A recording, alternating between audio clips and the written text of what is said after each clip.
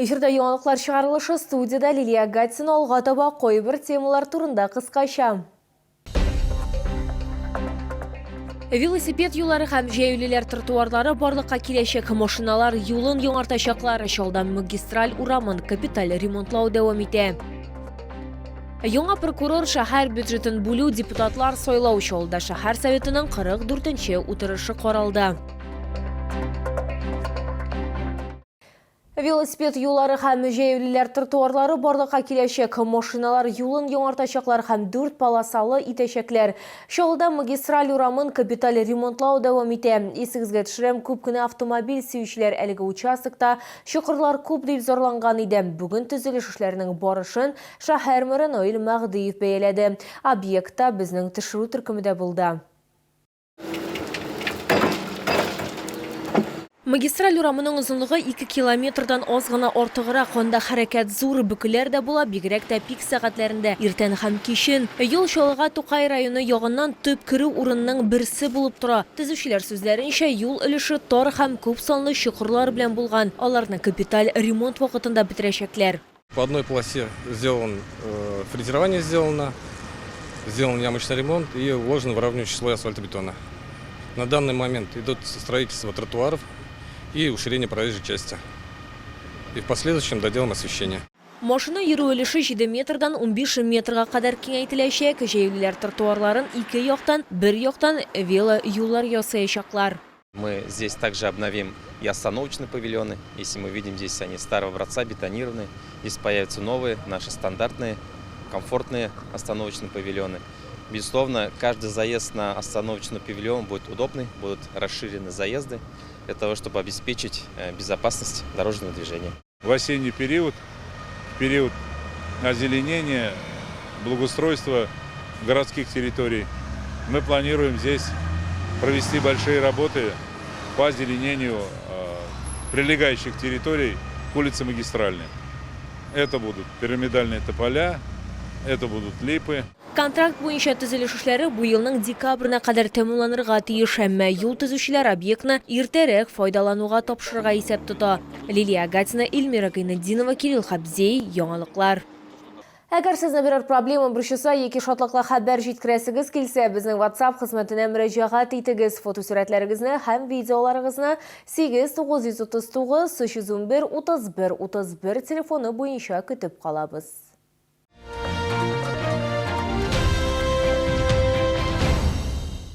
Яңа прокурор шәһәр бюджетын бүлү, депутатлар сайлау бу һәм башка темалар шәһәр советының 44-нче утырышында каралды.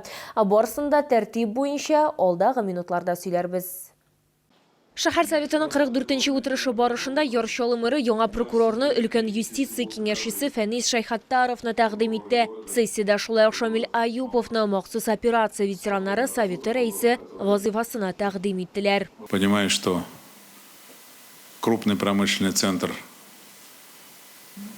нашей страны, родина легендарных КАМАЗов, город Набережные Челны, безусловно, должен быть под контролем и надзором главного человека в городе, главный человек в городе, который надзирает за исполнением законов всеми хозяйствующими субъектами, органами государственной власти. Око прокуророва, око государева, вернее, так правильно прокуратуру называют, должно эффективно работать, надзирать, предупреждать, профилактировать. У прокуратуры города Набережные Челны хорошая история. Шәһәр транспортында пассажирлар йөрткән өчен алынмаган кремнәрне компенсацияләүгә 420 миллион сум китәчәк. Бу хакта шәһәрнең баш финансисты Светлана Мулюкова хәбәр итте. Ел йомгаклары буенча бүлеп бирелгән акчаларның гомуми суммасы 983 миллион сум дип бәяләнә. Для того, чтобы привести в нормативное состояние городской общественный транспорт, нам нужно будет направлять с дополнительных доходов еще не 1 миллиард рублей. Нам же еще нужно дополнительно 80 автобусов приобрести, для того, чтобы полнокровная сеть городского общественного транспорта работала как часы. Нужно думать вместе с вами, где на это найти финансовые ресурсы.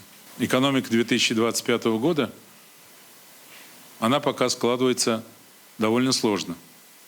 Будут ли у нас дополнительные доходы, мы не знаем.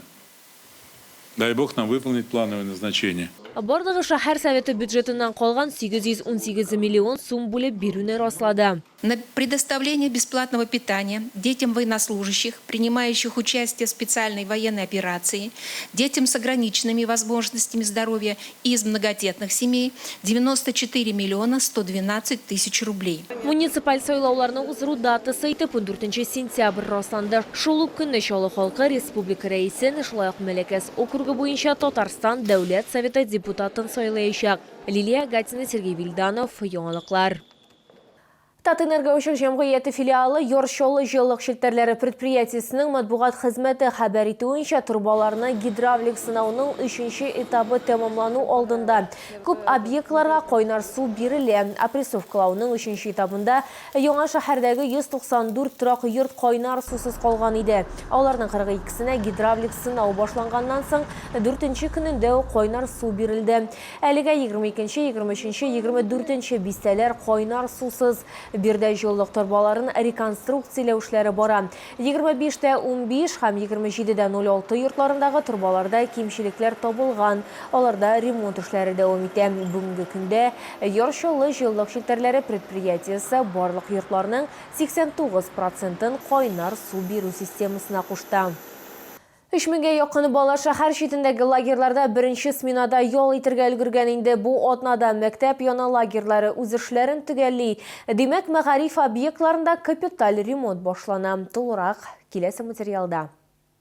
Хәзерге вакытта шәһәр яна лагерьларында икенче смена башланды. Анда 2000-нән артык бала ял итәчәк. Мәгариф идарәсе башлыгы сүзләренчә, барысы да штат режимында уза. Проводятся мероприятия согласно Дню единых действий, то есть в каждом, согласно программе воспитания, в каждом лагере, в каждой смене есть определен Министерством молодежи и Центром лета перечень обязательных мероприятий, воспитательного, патриотического характера, то есть это все проводится. Лагерьлар Роспотребнадзорның ныклы контролендә, кисәтүләр юк, җитешсезлекләр ачыкланса да, аларны тиз арада бетерәләр дип билгеләп үттеләр аппарат киңәшмәсе барышында. Мы провели внеплановые проверки, в том числе и профилактические визиты с лабораторным контролем за питанием детей.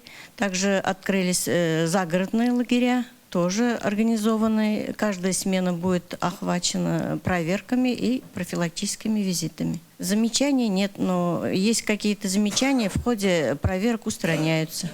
Мәктәп яна лагерьләре тамамлангач һәм барлык имтиханнарны тапшырганнан соң мәгариф объектларына агымдагы һәм капиталь ремонт ясауны башларга кирәк дип ассызыклады шәһәр мэры Наил Мәхдиев. Времени остается немного. Июль-август. К концу августа мы все объекты должны уже сдать, тем более пищеблоки. Смотрю, у нас в этом году сколько пищеблоков ремонтируем? 7 пищеблоков, Наиль Габарович. Поэтому пищеблоки тоже требуют особого внимания, и есть особые требования при их сдаче. Поэтому на это требуется не только время на ремонт, но и потом подготовка всех разрешительных документов для организации горячего питания школьников. Поэтому с учетом этого, пожалуйста, организуйте работу. Исегезгә төшерәм, ОГЭ һәм ЕГЭ тапшыруның төпчере инде тәмамланган. Хәзер сынауны кабат тапшырулар бара. Шәһәрдә чыгарылыш кичәләре өчен төп көн 28 июньгә туры килә. Лилия Гатина, Кирилл Хабзей, яңалыклар. Бу сезгә җиткерәсе соңгы мәгълүматыбыз иде. Мин Лилия Гатина, сезнең белән сау булашам. Игътибарыгыз өчен рәхмәт.